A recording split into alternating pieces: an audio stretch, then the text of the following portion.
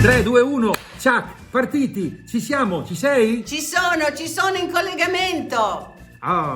Allora Siusi e Patrizio News, il TG del turismo, diamo delle dritte ai turisti. Vado con la prima notizia, stavolta siamo in collegamento veramente, io da una parte e tu dall'altra. Si sente. Davvero mi senti, mi vedi? Si sente. Comunque, vabbè, d'accordo. Comunque allora, vai con la prima notizia. Il problema dei B&B, degli Airbnb, che in questo modo, come dire, tolgono le case agli studenti, tolgono le case ai residenti, perché nelle città molto turistiche ormai chiunque ha una casa fa un Airbnb e quindi non affitta più la casa ai residenti. Allora, il Ministero del Turismo avrebbe pronto un disegno di legge secondo cui per prenotare con Airbnb devi stare almeno 2 notti. Una notte non vale più. Scusa, posso farti una domanda? Non ho capito, ma sarebbe una soluzione? Perché almeno 2 notti? Ma nel senso che un Airbnb non deve prendere il posto di un albergo, quindi se tu stai una notte sola e basta, vai in albergo.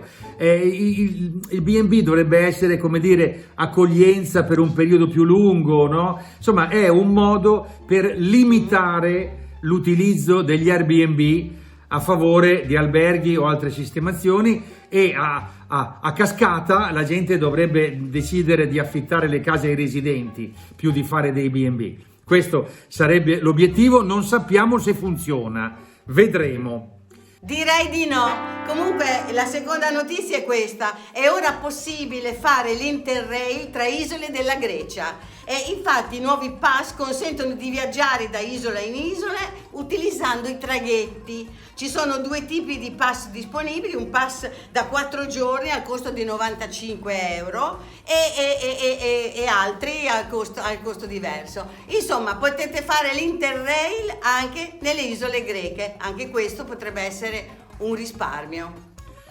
Poi c'è un consiglio che ci viene dal sito Visit USA, che sarebbe USA, l'America, vabbè, ma tanto voi lo sapete in inglese, io no. Allora, questo consiglio è rivolto agli amanti del cinema.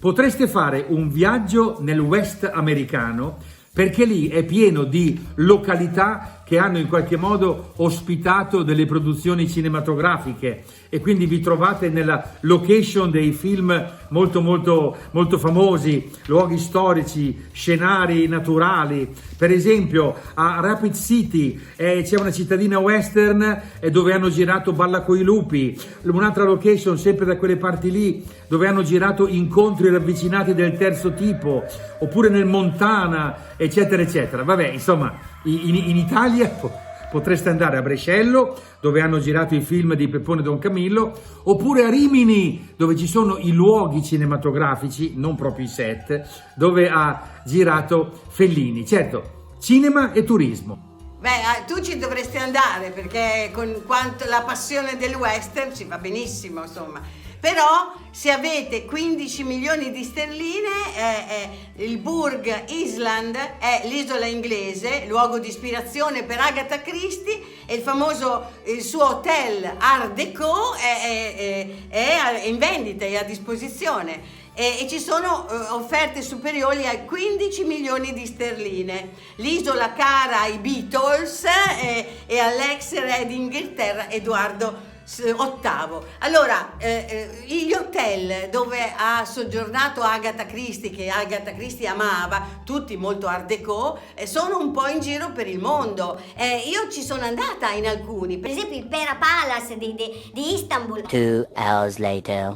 e poi quello che è ad Aleppo, grande, è bellissimo, non so che fine abbia fatto, era un hotel piccolino, molto accogliente, dove si respirava ancora quell'aria, come dire, da inglesi che arrivano lì, da conquistatori, da colonizzatori, ma anche da archeologi e geologi, da gente insomma che ne sa. e quindi gli hotel di Agatha Christie. Se volete questo da 15 milioni di sterline è in vendita. Vabbè, fateci fare un salto metaforicamente a Bologna. È una cosa che abbiamo anche documentato e ripreso noi sul nostro sito Italia Slow Tour. A Bologna torna la rassegna di teatro di figura, teatro d'animazione vorrebbe dire, Burattini a Bologna con Volfango.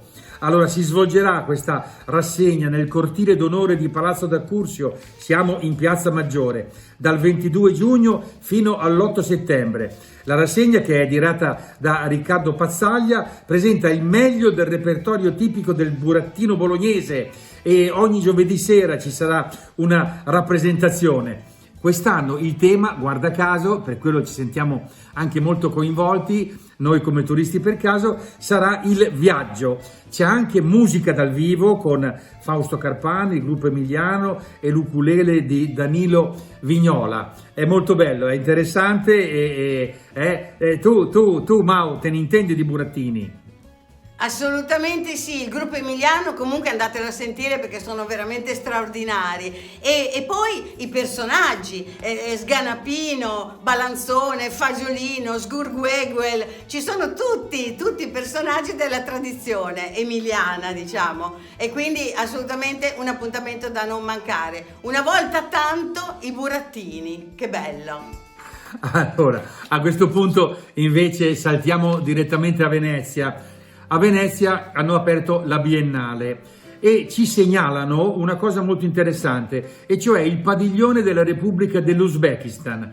Il titolo è Unbuild Together, Archaism contro Modernity, insomma avete capito, gli arcaismi contro la modernità. E il padiglione esplora il patrimonio architettonico dell'Uzbekistan e si concentra sulla conservazione del patrimonio culturale e sull'utilizzo di materiali tradizionali per creare un'architettura contemporanea e futuribile con gli elementi del passato. Quindi immaginare il futuro attraverso la testimonianza del passato. Biennale di Venezia.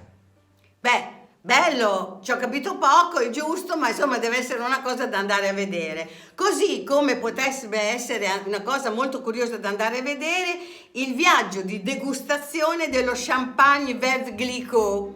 Allora, si parte da Reims, dove c'è la casa madre, e si arriva fino al Baltico, il Baltico, in una cantina sott'acqua, nelle profondità dell'arcipelago delle isole Åland, tra Svezia e Finlandia. È stata creata questa cantina non solo per conservare il vino sotto l'acqua, ma anche per condurre studi sulla pressione, sulle pressioni estreme, quindi ci ha messo anche il vino, ma insomma voglio dire ci sono studi importanti, e lo sviluppo delle bottiglie in ambiente acquatico, cioè una contraddizione nei termini. L'esperienza offre l'opportunità di bere le rinomate bollicine e si svolge durante il solstizio d'estate fra il 22 e il 25 giugno, quindi affrettatevi, ed è prenotabile solo sul sito ufficiale di Veuve Clicquot. Adesso una notizia che non so se sia buona o cattiva, no, per certi aspetti è anche buona, però vabbè. L'Istat dice che il 2023 potrebbe essere un anno record per il turismo in Italia. Le presenze turistiche sono aumentate in realtà nell'ultimo mese rispetto al mese dell'anno passato del 45,5% in generale. Gli stranieri crescono addirittura del 70,5%. E i borghi italiani hanno registrato un incremento del 13,7%. No, va tutto bene, siamo tutti contenti, siamo tutti turisti, però attenzione all'overtourism, quel fenomeno per cui in pratica in certe città d'arte non si gira più. Comunque vedremo. In compenso, secondo l'analisi del Sole 24 Ore, quest'estate le vacanze saranno più costose per gli italiani a causa dei rincari dell'inflazione. Si stima un aumento di circa, attenzione, 800 euro a famiglia, ma non si va più in vacanza qua, non si va più in ferie. Quindi la colpa nostra è che vogliamo viaggiare troppo dopo la pandemia, adesso ci siamo messi in testa di viaggiare, o è la colpa dei rincari? E del fatto che tutto costa molto di più e quindi sarà molto di più difficile viaggiare, andare all'estero, ma non solo, viaggiare anche in Italia, magari farsi anche una vacanzina da niente. Ma si può?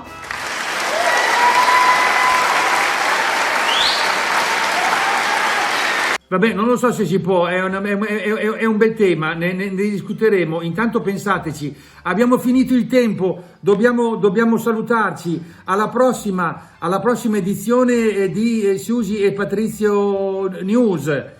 Ciao, alla prossima! Alla prossima!